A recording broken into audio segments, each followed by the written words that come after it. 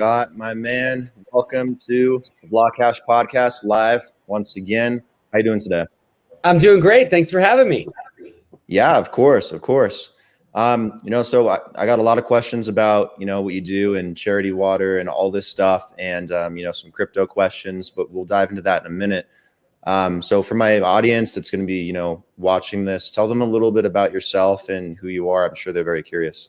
Sure. I lead an organization called Charity Water with a very simple mission of trying to get clean and safe drinking water to every single person on the planet. And as we record this, unfortunately, 785 million people, about 1 in 10 people alive, are drinking bad water, dirty, contaminated, unsafe water. We've been on a 14-year mission to change that. And my backstory, I was actually a nightclub promoter for 10 years in New York City. I moved to the city at 18 to rebel against a very conservative upbringing, and kind of lost my way for 10 years with partying and drinking and filling up nightclubs, but then found this opportunity to volunteer on a humanitarian mission at 28, where I saw people drinking dirty water, and I just had to do something about it. I couldn't believe that we lived in a world where humans didn't have the most basic need met, and came back and started Charity Water to try to solve for that. Yeah, you said like a 780 something million people. That's crazy, right?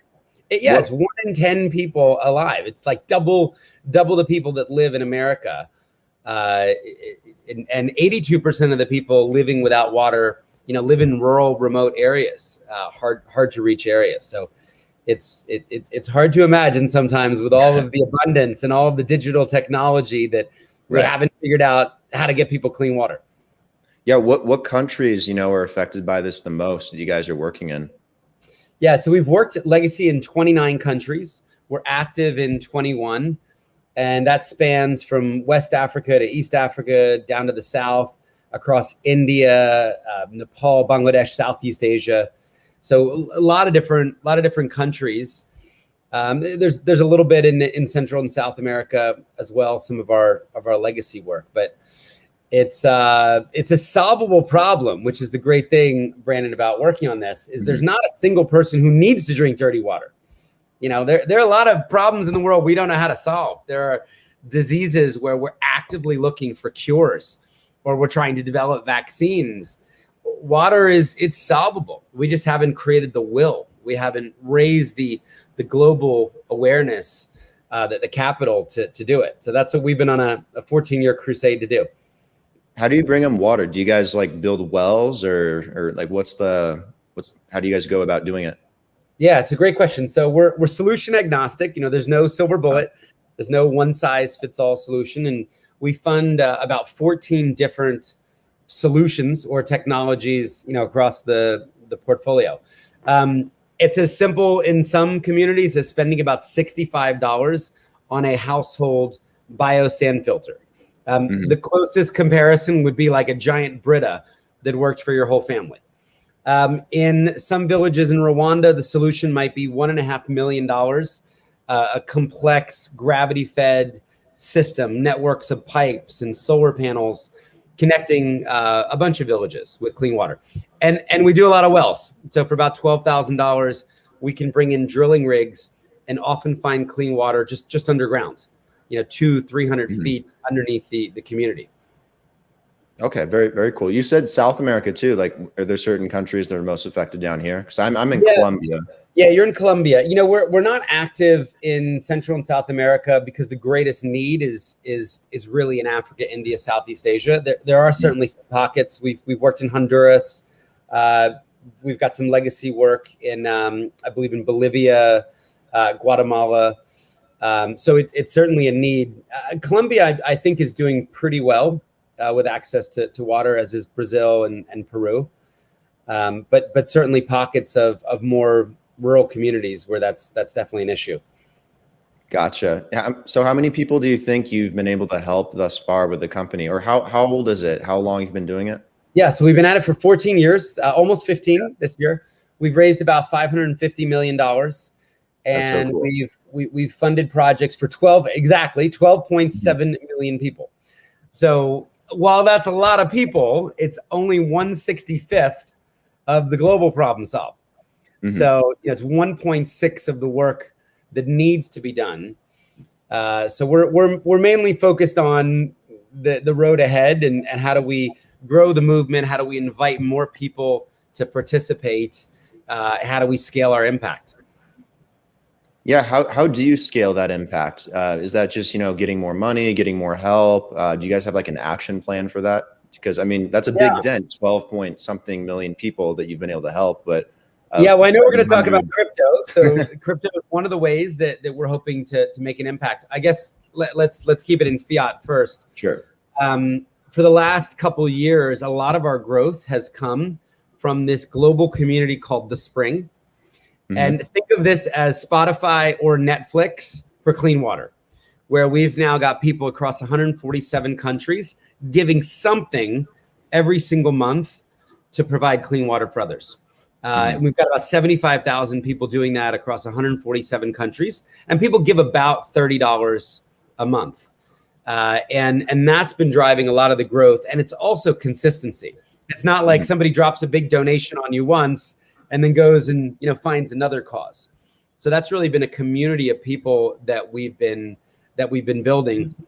One of the unique things about the charity is that from day one, 100% of all donations go directly to the water projects.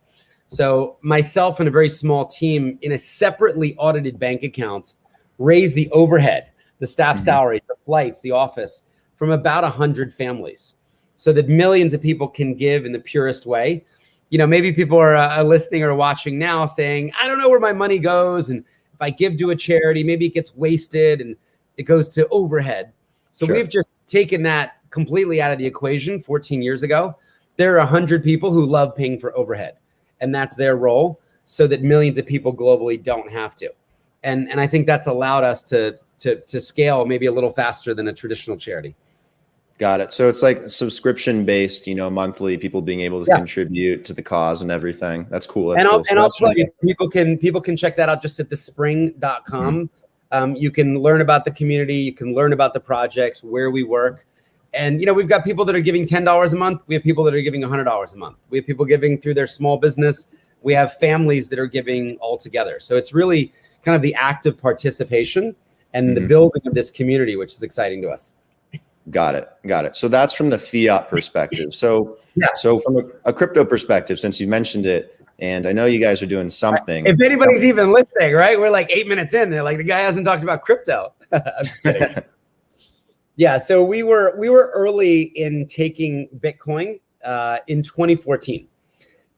Tony Hawk, the skater, was actually the first person to give us Bitcoin. He came to one of our events. He raised his hand and he pledged $1,500. And he sent us 5 Bitcoin to fulfill the pledge. So we promptly sold them for $312 each and put that money to work. And, after that, we actually took in 569 Bitcoin. And, the best practice for any charity is you immediately sell what a donor gives you to put the money to work, right? To help people now, to meet an immediate need. So we sold our Bitcoin for about $4.4 million. And that's enough to help about 100,000 people get clean water. Okay, so, it's stadiums full of people. It was an impact.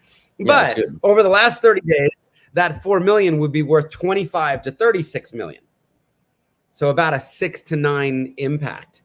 So, we started thinking about this, and the more we learned about the technology, the more, we were saying, look, I wonder if a charity can take a view. What if instead of just selling the Bitcoin as it came in, we hodled it? So last week we launched what we believe is the world's first charitable hodl fund, where we're now going to hold our Bitcoin one full cycle until at least 2025 to let that appreciate. And we kicked this campaign off with a founding 100, where we're asking 100 people to donate 1 Bitcoin. Cameron and Tyler at Gemini, the Winklevosses, they're matching the first 50 Bitcoin. And we're at about 48 founding members with the 50 match. So we've raised about 98 Bitcoin just in the last couple weeks. But again, instead of selling that right now at whatever, $30,000 or something, we're going to hold that past the halving in May 2024. We're going to unlock the trust in 2025 and believe that we're going to be able to do exponentially more than we are now. Got it. So you got like a fund / trust put together for the Bitcoin, hold it long term, wait until the next cycle. Yeah, that's smart. That's actually a good way to do it. So you're a little bit knowledgeable about this. $50 in Bitcoin. It's not just for whales. I mean, certainly there's a lot of people that can give one that bought early. There's actually a tax benefit to giving Bitcoin. You don't pay any of the taxes on the appreciation, and you actually take a tax deduction. So we've got a lot of people that are giving, but people are giving 0.05, 0.1, fractional Bitcoin. We have a lot of people that are making their first ever donation, their charitable donation in Bitcoin, because they know we're going to hold it, and they believe that the price is going to appreciate and the impact of that gift is going to appreciate. So you do accept crypto as donations? We do, yeah. So look, I mean, somebody sent us $100,000 a couple weeks ago in Ethereum, and they wanted that put to use, and we're going to follow the donor intent. The only thing we're going to hodl right now is the Bitcoin, but we'll take Dogecoin, we'll take I mean, you name it. If we can take it and turn it into clean water for people in need, we will. So how does that work? So if I want to make a donation, and I wanted to donate every single month, do you have a subscription service in crypto yet? Not yet, but we're talking about it. So if you're willing to donate every month, let's say on your credit card, that's thespring.com. And you would just say, hey, I'm going to give $40 every month. And I know every single month, one person is going to get clean water. If you had some Bitcoin to give and you wanted to give long-term to the trust, you would donate to the Bitcoin Water Trust. And that's charitywater.org/Bitcoin.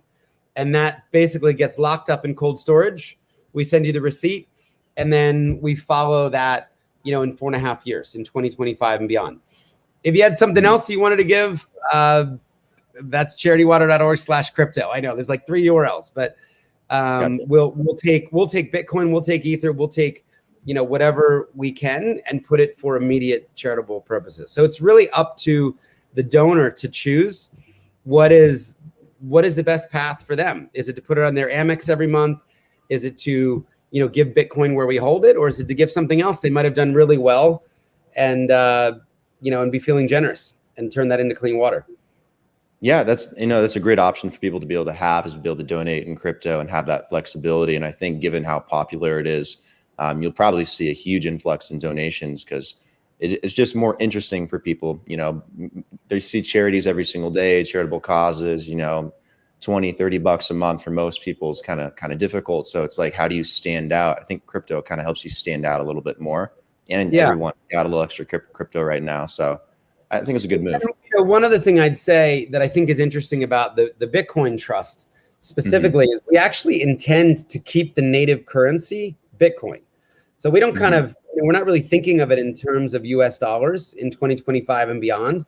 And we imagine spending Bitcoin around the world as we help people get clean water, as we pay for drilling rigs, as we buy cement or PVC, or make these grants to our partner organizations. So, we're really thinking that the world is going to change a lot in the next few years, and that we'll be able to go and actually use the Bitcoin directly to help people get clean and safe drinking water. Which I would argue, there's a lot of questions about like the usefulness of Bitcoin. I would argue that giving human beings the most basic need for life, giving human beings clean water, is a pretty good use case for Bitcoin.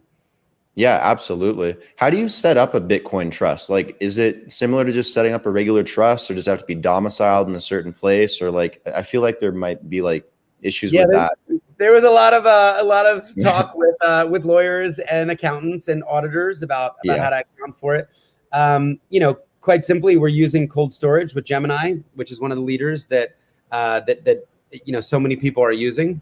So the idea is it comes in and we put it away, and then in 2025 and beyond, it starts going to work for charitable purposes. Okay, cool. I think you have to take a position first, which is very abnormal for a charity to do, because we could be wrong. I mean, Brandon, that is the risk here, right? If Bitcoin goes to zero, well then, the 98 Bitcoin that we've already got committed over the last couple of weeks, didn't help anybody. We have a belief that the 98 Bitcoin will be exponentially more impactful if we wait, if we're patient, and if we let that appreciate. But I think, we've always kind of been willing to take some big swings and try to innovate in the sector, and maybe others would be encouraged to do the same. Yeah, I mean, today it's a little scary sometimes. You see Bitcoin going down. It's been kind of in this correction phase, and it's about to, sit at 30,000, might break 30,000. Who knows how low it goes? But I mean, over the long term, it's the best performing asset of the last decade. Every single year, it seems to go up. I don't know why it's going to stop. I think it's part of the future of blockchain and the future of the backbone in terms of monetary backbone of the internet. So I imagine about 4 or 5 years that's going to appreciate quite a bit. So I think it's a good move to make.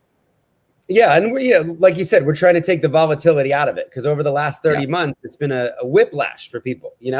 They thought it was 60,000. Now it's half. Is it going to go lower? Is it going to go higher?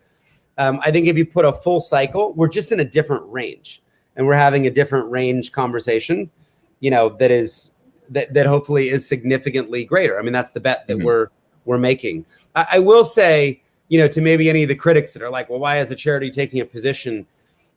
We would not be getting this Bitcoin right now if we were immediately liquidating. And we've been hearing that from our donors. They are willing to give if we hold. They are not willing to give right now in this kind of cycle to have us just turn it to fiat.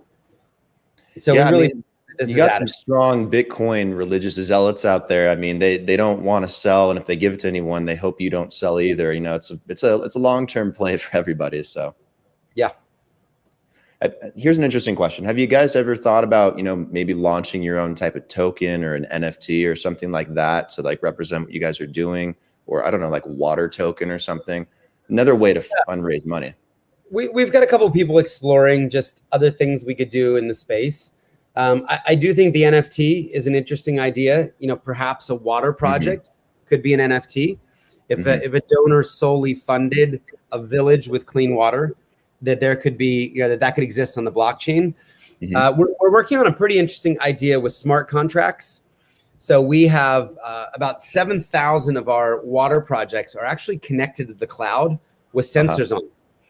And this maybe sounds easy if you're sitting in in a city, but connecting a village in Ethiopia or Ghana or rural Malawi to the cloud, it was a 5-year endeavor funded by Google and an impact kind of innovation investment.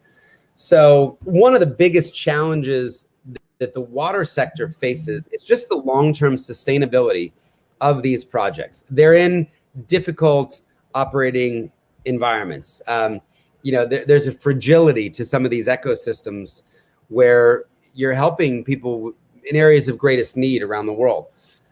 So we've been trying to use sensor technology just to first let us know how much water is actually flowing. But we think there's a really strong idea where we can connect a mechanic to a group of wells with sensors and pay for ongoing performance via a smart contract. So let's say I say to you, Brandon, listen, I got 100 wells in Malawi. I'm going to pay you $1 a month for every well you can keep running, right? That's $100 a month. And I'm just going to let the smart contract basically dictate if the well is running and the sensor showing water flows, you're going to get paid directly. So I think there might be some really interesting incentives where we remove the human error and like we're decentralized water wells. That's what I'm getting. Yeah, exactly. Like mechanics. What if I gave you any number of? I mean, it's kind of like the power company, right? When a thunderstorm happens and our power gets knocked off, a sensor goes off and somebody says, all right, send them out or add them to the technicians list. So it'd be a very similar concept, but doing that in rural Malawi, rural Ghana, rural Ethiopia. Yeah, that's really interesting. It's like running your own node, like to support like a certain blockchain project you like or something like that. But it's like in this scenario, being able to run your own well or set up a well and then, for maintaining it and making it, happen and viable for the people, you get paid via smart contract. That's really interesting. I haven't thought about that at all. Yeah. I think it could be useful for other kind of development, charity work also. Yeah. Have you thought about any other lines of charity work outside of that? Outside of water maybe too, or are you just like solely focused on that endeavor? It's such a big problem, Brandon. We have stayed focused for 14 years. I think that's one of the things that's helped us grow the organization and grow the community. I mean, there's just so many people that are still out there. It's 10% of the world. I mean, we feel like we haven't made a dent yet, 12 and a half million people. Okay. It's stadiums full of people, but it's only 1.6% of the way there. So there's a lot of other great orgs that we know in the education space or in, the trafficking space or justice areas, but we are focused on clean water for everybody. Hey, it's a lot of progress though. I mean, 12.5 million people is a lot. So you guys are definitely making headway. In digital age too, I imagine that'll, exponentially pick up, and then with added in crypto onto that, maybe that'll accelerate things as well. I also saw that you have your own book too, right? Yeah. I wrote a book called Thirst. Maybe not a surprise. All the proceeds go to charity water. It's been published in a bunch of different countries. So yeah, if people are interested in more of the story, you can grab that on Amazon or wherever you get your books. It's kind of the 100,000 word version. There's some amazing stories from our work around the world, and it definitely would get you to think about water differently, maybe even for the rest of your life. So do you have like a quick synopsis on it? Like, is it just about like your experience, working with trying to provide water, or your thoughts on it, or Yeah, no, it's stories. It's all stories. It's kind of how I got into it, and living in post-war Liberia as a photojournalist right after a civil war ended, with a group of doctors on a medical ship, and seeing the first people I'd ever met in my life drinking dirty water. And the book goes throughout Asia and through our donor community to the jungles of the Central African Republic with the Bayaka pygmy. There's some really interesting stories and scenes in it. So, did you say you were in the middle of a civil war back then? No, I got my start. My first experience in Africa was right after a 14-year civil war in Liberia had ended. Okay. So I went in with 14,000 United Nations peacekeeper troops, which at the time was the largest force ever deployed. So, but have had some similar experiences to that. Getting stuff. You have a lot of experience in Africa, right? Yeah, I've been to Africa over 60 times, and I've been to 69 different countries around the world now. So I've gotten to see, our issue up close and personal. And a lot of those stories are in the book, and a bunch of the photos too. Do you have some favorite countries or cities you like to go to in Africa? Yeah. I hear it's like one of those places. It's like coming out of nowhere. It's growing super fast. You're modernizing really quickly. Is there a place that you like? Certainly an exploding economy. I've been to Ethiopia. That's my hands down favorite. I just fell in love with the country, the people, the culture. Ethiopia's got 100 million people, so it's a massive place. It's been going through some really difficult conflict up in the north recently, and we're hoping that a time of healing and restoration begins to happen. But it's an extraordinarily interesting, fascinating, dignified place with unbelievable culture. I mean, they believe the Ark of the Covenant is there. It's actually the birthplace of coffee. So if there's any coffee drinkers, that came from the Kaffa region. Calm down now. I'm in Colombia. We like our coffee too. Oh, it's undisputed though. Even the Colombians, you ask them, they'll say that Ethiopia was the first discovery of coffee. Although the Colombians are they're pretty proud of their coffee down here.